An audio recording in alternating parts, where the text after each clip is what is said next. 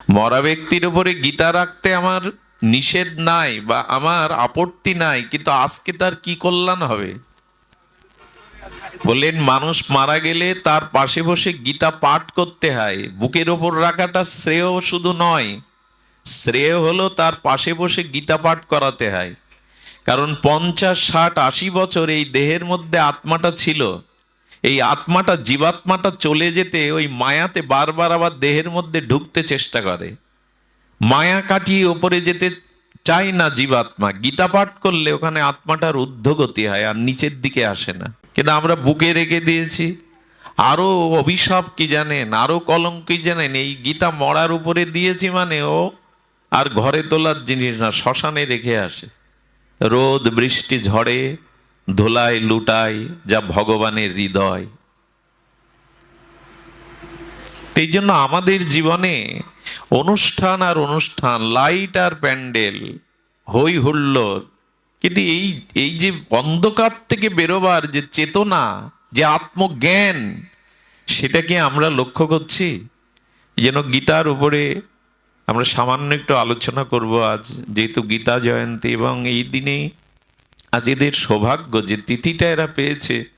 এই তিথি সহজে বছরে একবারই আসে, এই জন্য পাবনী বললাম, যার নিজে পবিত্র অন্যকেও পবিত্র করে। দেখুন, মানুষের জীবনে সব থেকে বেশি খোঁজ করে কি মানুষ? অনুসন্ধান কি করে বেশি? বেশি খোঁজ করে মানুষ সুখের। কিসের খোঁজ করে বেশি? সুখের। আচ্ছা, সুখ কিসে আসবে? তার জন্য তিনটে জিনিস বেশি খোঁজ করে। একটি হলো পারিবারিক সংহতি, আমার পরিবারের সবাই যেন আমার মনের মতো হয়, আর যাতে অর্থ হয়, আর নিজের সম্মান, এই জগতে আমি কিছু লাভ করতে পারি। এই হলো সুখের তিনটে উপাদান মানুষ মনে করে। কি কি বললাম? পরিবার, ধন, সম্মান। মনে থাকবে মা? মানুষ সব থেকে বেশি খোঁজ করে সুখ, আর এই সুখ পাওয়ার জন্য তিনটে জিনিস অধিক খোঁজ করে মানুষ: অর্থ, পরিবার, আর কি বললাম? সম্মান, মান। আচ্ছা, আরো গভীরে গিয়ে প্রশ্ন করুন, এগুলি যারা অল্প বিস্তার পেয়েছে, এ পেয়েও কি তুমি সুখ পেয়েছ?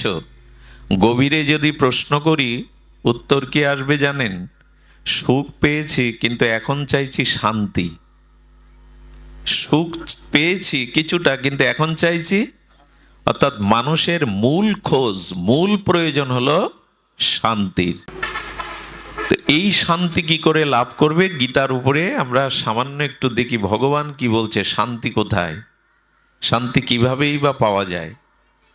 মানুষের জীবনে ঐকান্তিক খোঁজ বা চরম অনুসন্ধান হলো এই শান্তির।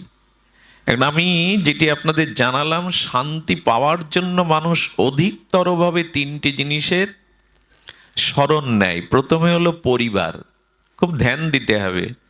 প্রথমে হলো পরিবার, পিতা মাতা, স্ত্রী বা স্বামী, পুত্র, বন্ধু, সৎ কুটুম্ব, সজ্জন। এই এখন এরা আমার আশ্রয় হতে পারে, এরা আমাকে কিছুটা জাগতিক সুখ দিতে পারে, কিন্তু শান্তি দেওয়ার অধিকার এদের। যদি পিতা মাতা, স্ত্রী, পুত্র নিয়ে সবাই শান্তি পেত, পরিবারে অশান্তি নামক জিনিসটা আমাদের এভাবে যন্ত্রণা দিত না। তার মানে আমরা প্রথমে চাই পরিবারের আশ্রয়ে থাকলে পিতা মাতা, স্ত্রী, পুত্র, সন্তান, কুটুম্ব, বন্ধু, সজ্জন, এরাই আমাকে দেখবে, এরাই আমার শান্তির ঠিকানা। এই মনে করেই তো মানুষ ঘর বাঁধে, এই মনে করেই এদের অবলম্বন করে। কিন্তু সবার মনের খবর কি জানেন? এদের আশ্রয় থেকেও সে প্রকৃত, বরঞ্চ অশান্তিটা এখান থেকে বেশি ওঠে। কারণ যেমন চেয়েছিলাম তেমন পাইনি। এই জন্য পরিবার আপনাকে আশ্রয় দিতে পারে, কিছুটা প্রশস্তি দিতে পারে। সারাদিন কর্মের পরে বাড়ি এলে কিছুটা আশ্রয় হয়, কিছুটা প্রশস্তি হয়। কিন্তু পরিবারে শান্তি পেলে পরিবারগুলোর এই দুর্দশা হতো না। ভবমহা দাবাগ্নি, সব সংসারের কোথাও না কোথাও আগুন জ্বলছে, এই আগুন বাইরে দেখা যায় না, ভেতরে ঢুকলে বুঝতে পারবেন আগুন জ্বলছে। দ্বিতীয় থাকলো অর্থ, পরিবার। দ্বিতীয় অর্থ। অর্থশালী ব্যক্তিদের পাশে যাওয়ার সৌভাগ্য হয়েছে। আমি অতি ক্ষুদ্র তবু মন্ত্রী থেকে শুরু করে অনেক শিল্পপতি থেকে শুরু করে গিয়েছি, কিন্তু দেখলাম ধনই যে একমাত্র সুখের বা শান্তির কারণ সেটা ঠিক নয়। কারণ কারো জীবনে যখন অধিক ধন সম্পদ আসে তখন তার ভিতরে কয়েকটি জিনিস ক্রিয়া করে। ধ্যান দিয়ে শুনুন। প্রথমে ভয়, এই অর্থ আমি রক্ষা করতে পারবো তো? অর্থ আসলো মানে তার রক্ষার একটা ভয় আপনার ভিতরে চলে আসবে। তো ভয় থাকলে শান্তি হয়? কারো জীবনে যখন ভয় কাজ করে তখন শান্তি হয়? নির্ভয়তাই হলো শান্তির প্রতীক, নির্ভয়তা। কিন্তু অর্থ আসলে তাকে রক্ষা করা শত্রুর হাত থেকে, আর অর্থ যখনই আসবে আপনার শত্রু বেড়ে যাবে। লিখে নিন, যখন আপনার জীবনে অর্থ প্রবৃদ্ধি হবে, বাড়বে, তখন আপনার জীবনে শত্রু দেখা দেবে। দ্বিতীয়ত, অর্থ আয় করতেও যেমন পরিশ্রম কষ্ট লাগে, সেই অর্থ চলে গেলে বা ব্যয় করতে গেলেও আয়েতেও কষ্ট, শান্তি কোথায়?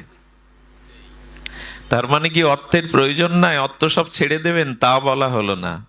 অর্থ প্রয়োজন, কিন্তু জীবনের প্রয়োজনের বাইরে বেশি অর্থের পেছনে ছুটতে গেলে শান্তি নামক জিনিসটা এ জন্মে কেন কোনো জন্মেই পাবেন না।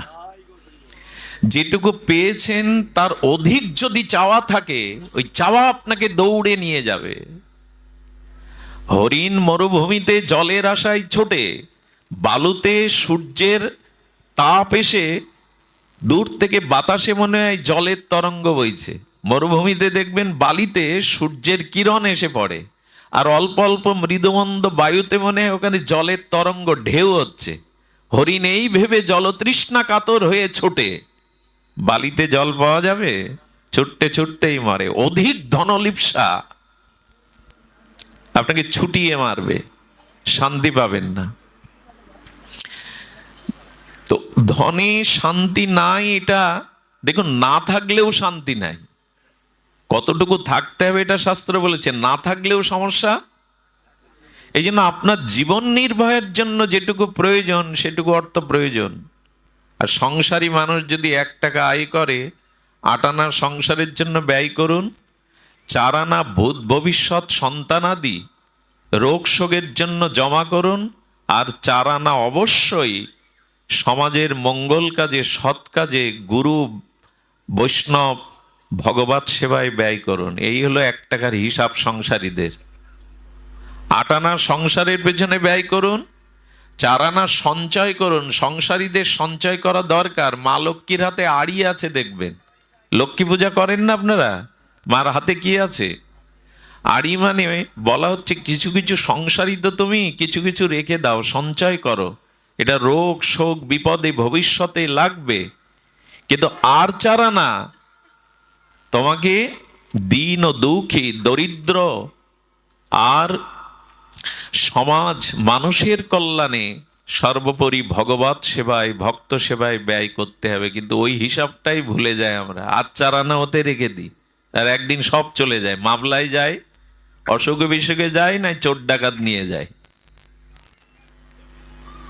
এই জন্য অর্থের একটা সমাধান শাস্ত্র দিয়েছে, কতটুকু রাখতে হবে, কতটুকু ছাড়তে হবে।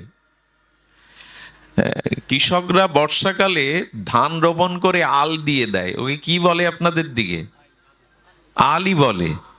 তো ওই আলে জল টাপ বেঁধে থাকে। কৃষক বুদ্ধিমান, বাস্তব অভিজ্ঞতা আছে, ওরা 2-1 ইঞ্চি জল সরে যাওয়ার জন্য একটা নালা করে দেয়। কারণ একেবারে টাপ বেঁধে থাকলে পুরো ভেঙে চুরে কিছু কিছু বের করে দাও, সৎ কাজে ব্যয় করো, নাহলে ওই অর্থই অনর্থের কারণ হয়ে দাঁড়াবে। সৎ কাজে ব্যয় আর আমরা করেছি। আমার দোকানে কর্মচারী আছে কয়েকজন, আমার বলা ভুল হলো, আমার ছোট ভাইয়ের।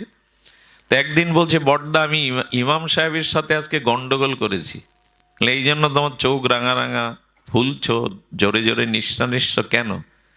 বলি দেখুন, মাওলানা আমার কাছে মসজিদের জন্য চাঁদা নেই, আমি লোকের দোকানে কর্মচারী বলেও অভাব বলে আমার কাছে সে শরিক করেনি, মসজিদে শব্দটা শরিক করেনি, ও তাই গন্ডগোল করেছে। আমি দরিদ্র হতে পারি, লোকের ঘরের কর্মচারী হতে পারি, মসজিদে শরিক কেন করলেন না হয়? আমি তখন অবাক হয়ে ভাবছি যে ও শরিক করেনি বিধায় গন্ডগোল বাঁধাচ্ছে ইমামের সাথে, আর আমাদের যজ্ঞের বা পূজার জন্য বা কোনো কারণে চাইলে বলে এবছর ঘেরে মাছ হয়নি, ব্যবসা ভালো না, মেয়ের বিয়ে দিয়ে উঠলাম, এবছর আমি দিতে পারবো না। পৃথিবীর ইতিহাস খোঁজ করে দেখুন, সনাতন ধর্মের মানুষের থেকে দাতা বা দান পৃথিবীর ইতিহাসে এমন নাই। হরিশ্চন্দ্র রাজা নিজেকে শ্মশানের চণ্ডাল রূপে রক্ষী হিসাবে, জয় শ্রীরাধে, রক্ষী হিসাবে তিনি কি করলেন? নিজেকে বিক্রি করে দিলেন। এদিকে ধ্যান দিন। হতে পারে, তবে মাঝে মাঝে ভয় করে, না জানি এইটাই কবে মরণের কারণ হয়ে যায়। বিদ্যুৎটা মরলেও আপত্তি নেই, এইখানে মরাটা ভালো, ভক্তের সামনেই মরলে ভালো। ধ্যান দিন সুধীজন। তো সনাতন ধর্মে হরিশ্চন্দ্র রাজা সূর্যবংশীয় নিজেকে বিক্রি করে দিলেন চণ্ডাল রূপে। বহু ভারতের চক্রবর্তী সম্রাট দক্ষিণার জন্য নিজের স্ত্রীকে বিক্রি করে দিলেন। তখন দাসী প্রথা ছিল, কাশীর বাজারে স্ত্রী আর পুত্রকে বিক্রি করে দিলেন। শিবা ছিলেন, রাজা শিবা, সেই শিবার কাছে একদিন একটা কবুতর এসে পড়েছে কোলে, উনি ধ্যান করছেন, আর ওই কবুতরকে ধরার জন্য একটা বড় চিল এসছে, বলে ওকে আপনার কোল থেকে নামিয়ে দিন, আমার আহার। ও মুখের দিকে তাকিয়ে বলছেন, আমি আপনার চরণে পড়েছি, আমাকে আশ্রয় দিন। শিবা তখন বলছেন, আশ্রয় দাদাকে তোমার মুখে তুলে দিতে পারি না। বললেন, একই সাথে দুটো বিচার করছেন আপনি, ভুল বিচার।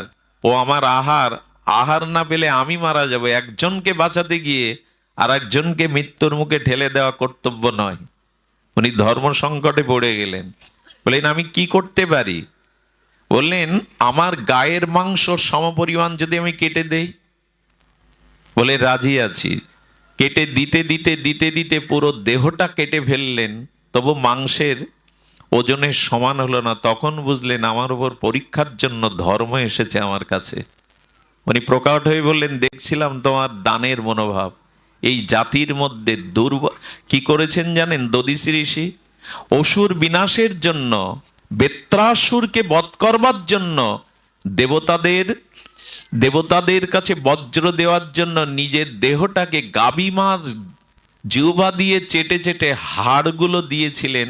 আমার হাড় দিয়ে অস্ত্র তৈরি হলে যদি অসুর বিনাশ হয়, নিয়ে নাও। সেই জাতি আমরা।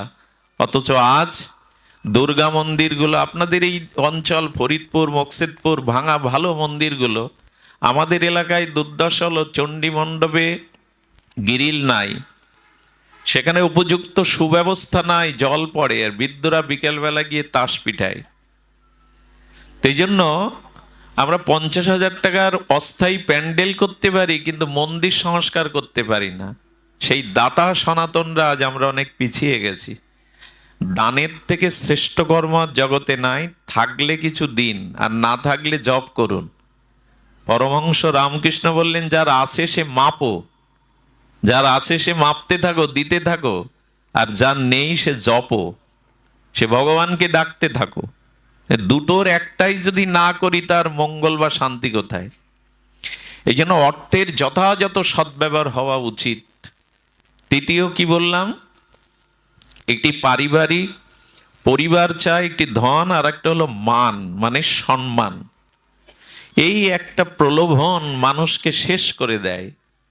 একটা জিনিস বলি, কিছু মনে করবেন না, অধিকাংশ মানুষের মনে যে অশান্তি, অসন্তোষ, মনের যে চঞ্চলতা, তার ভিতরে যে বিষাদ, মানসিক রোগগ্রস্তের একটাই কারণ, যখনই মোবাইল খোলে, যখনই পত্রপত্রিকা দেখে, তখন কিছু মানুষদের বিজ্ঞাপন, এগুলো দেখে মনে করে, আমি কেন ওর মতো সুন্দরী হতে পারিনি, আমি কেন ওর মতো পরিচিত হতে পারিনি। এই অন্যের দেখে আমরা নিজেদেরকে পরিমাপ করার জন্য দুঃখটা ডেকেই আনি আমরা।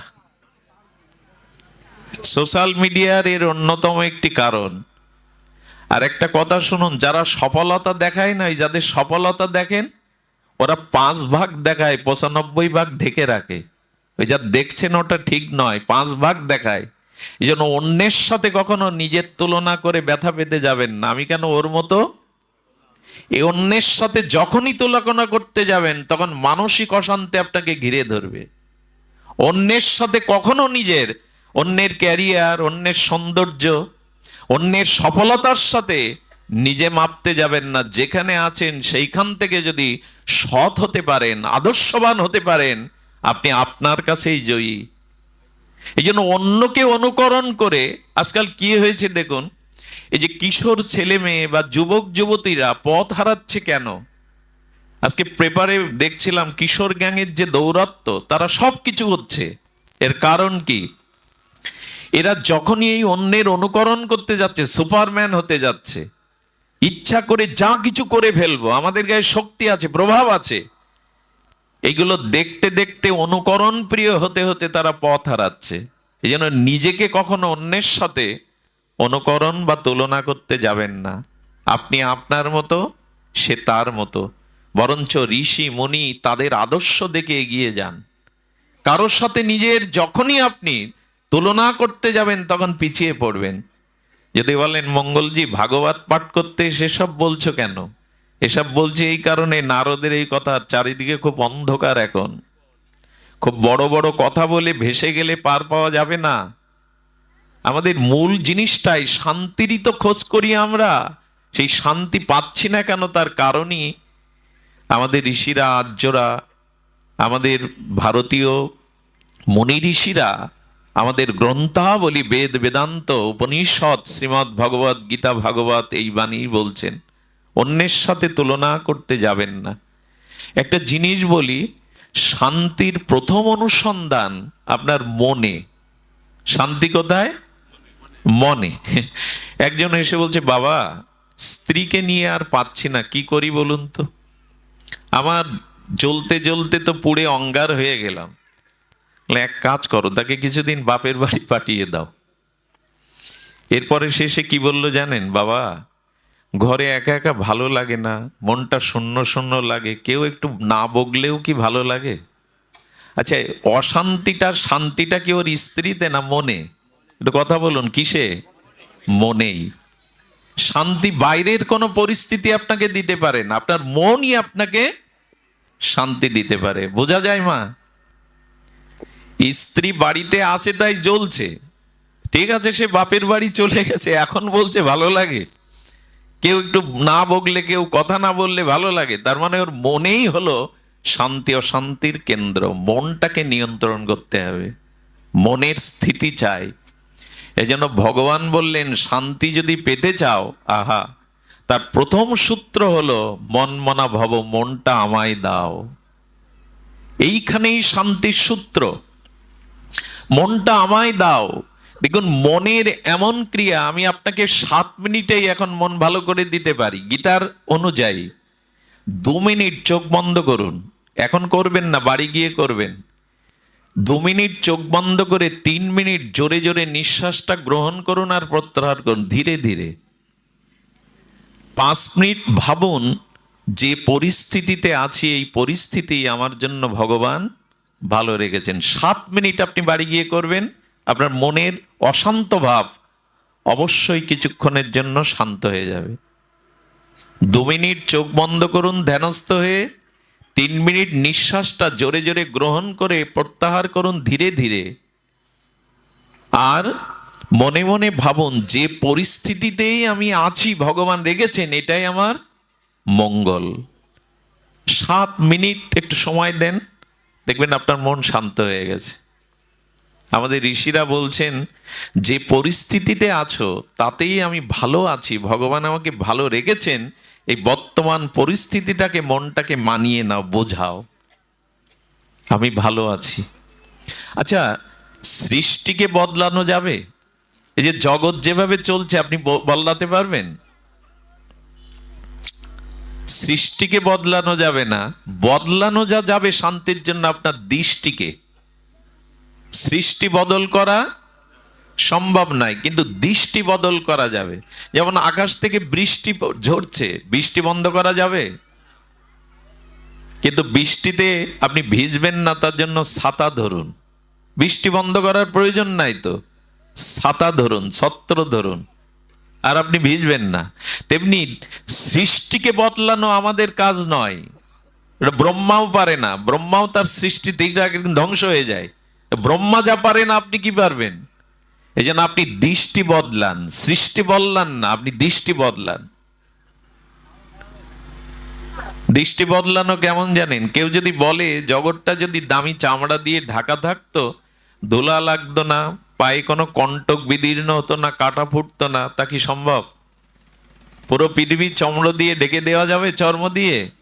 অত কিছুর দরকার নেই তো, পায়ে একটা চামড়ার জুতা পরুন, তোর মিটে গেল। এই জন্য সৃষ্টিকে বদলানো আমাদের কাজ নয়, ক্ষমতাও নাই। দৃষ্টি বদলান। দৃষ্টিভঙ্গিটা কেমন? ভগবান আমাকে যেমন রেখেছেন। বিদুর রাজমন্ত্রী, ধৃতরাষ্ট্রের ভ্রাতা, দাসীপুত্র বিদুর মহাত্মা, তিনি ছিলেন কৌরবদের মন্ত্রী। একদিন সৎ মন্ত্রী, শুধু মন্ত্রী নয়, বিদগ্ধ মহাত্মা বিদুরজি, তিনি অন্ধ ধৃতরাষ্ট্রকে বললেন, আপনি শুধু বাইরের অন্ধ না, আপনি জ্ঞানও অন্ধ। পুত্রের প্রতি এত আসক্তি, এত মমতা ধ্বংস ডেকে আনছে। আপনি দুর্যোধনকে শাসন করুন, লাগাম টেনে ধরুন, নালে পুরো হস্তিনাপুরকে, পুরো কৌরবদের বিনাশের কারণ হবে দুর্যোধন। পেছনে দাঁড়িয়ে দুর্যোধন বলে, বাহ, আমার খাবি, আমার পদে মন্ত্রিত্ব বসবি, আর আমার নামে একবার বেরিয়ে যা, বেরিয়ে যায় মন্ত্রিত্বকে, আমি তোকে ত্যাগ করলাম।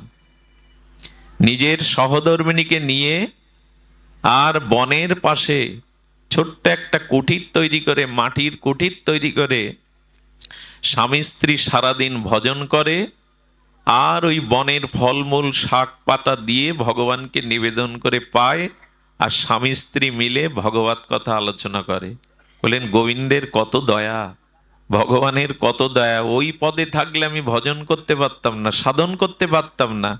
কৃপা করে গোবিন্দ ভজনের জন্য আমাকে কৃপা করেছেন। এই পরিস্থিতি যেমন, সেই পরিস্থিতিটাকে যদি মেনে নিতে চায় আপনার মন, যে হ্যাঁ, এটা আমার জন্য মঙ্গল, আপনি শান্তি পাবেন। শান্তি বাইরের কিছুতে পাওয়া যাবে না। পরিবারেও কেউ শান্তি আজ পর্যন্ত পায়নি।